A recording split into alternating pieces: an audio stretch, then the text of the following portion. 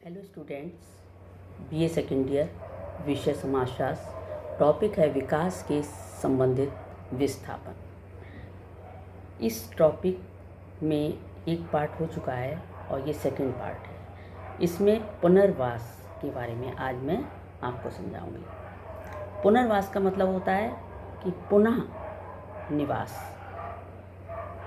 विकास की जितनी भी परियोजनाएं हैं, चाहे वो सिंचाई से संबंधित हो, चाहे खनन से संबंधित हो, चाहे सड़क से संबंधित हो, किसी प्रकार की भी कोई भी परियोजना हो, वो सब आर्थिक उन्नति और मानवीय कल्याण में योगदान देती हैं। और ये परियोजनाएं नौकरी के अवसर बढ़ाती हैं और विभिन्न प्रकार से देश के विकास में सहयोग प्रदान करती हैं। विस्थापन की जो सामाजिक कीमत उसको कम करके आंका जाता है। मतलब एक स्थान पर रहने वाले लोगों को जब हटाया जाता है और उनकी वो अपनी ज़मीन होती है तो उसकी कीमत दी जाती है सरकार के द्वारा, तो उनकी ज़मीन की कीमत को कम पैसों में आंक कर उन्हें पैसा दिया जाता है।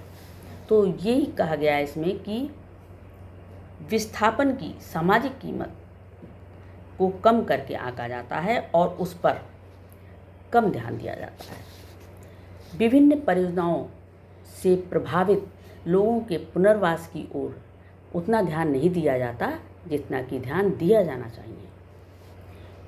भारत में 1950 के बाद विभिन्न विकास परियोजनाओं के करीब 50 लाख से अधिक व्यक्ति विस्थापित हुए हैं और अब तो और भी ज़्यादा हुए होंगे।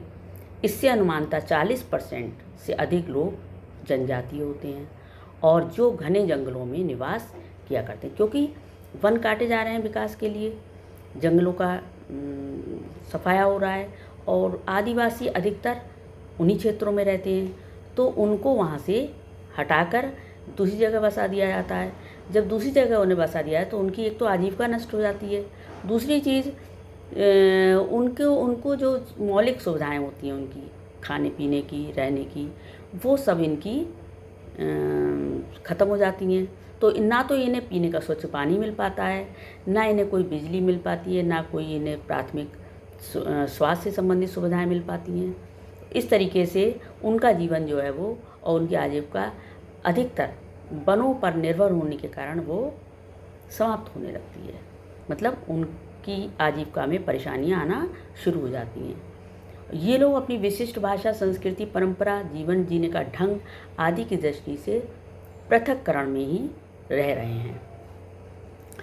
सन 1904 तक भारत में पुनर्वास से संबंधित कोई भी नीति नहीं बनाई गई थी सरकार के द्वारा, लेकिन 2004 में राष्ट्रीय नीति के जो बनाई गई उसके अनुसार विस्थापित होने वाले मैदानी इलाकों के 500 परिवारों या इससे अधिक के समूहों एवं पर्वतीय इलाकों में 250 परिवारों या इससे अधिक के समूहों निर्जन भूमि विकास कार्यक्रम खंडों एवं भारतीय संविधान की 5वीं और 6ठी सूची में समाहित क्षेत्रों में विभिन्न परियोजनाओं के फलस्वरूप विस्थापित होने वाले लोगों पर लागू होती है।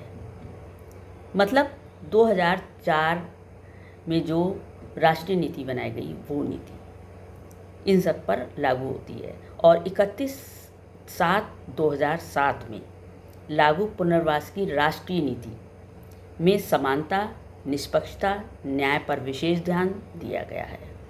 और इसमें क्या हुआ कि नगद मुआवजों पर ज़्यादा जोर दिया गया है।